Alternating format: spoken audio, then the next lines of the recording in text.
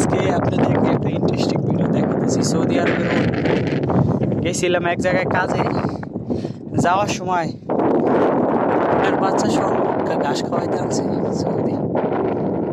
হাবিবি শিল সোরাফি মুশকিলা হ্যাঁ মা একবার আল্লাহ সৌদি আমারে ভিডিও করতে দেবে। সৌদি কো ভিডিও করিস না, যাইতেছি গে।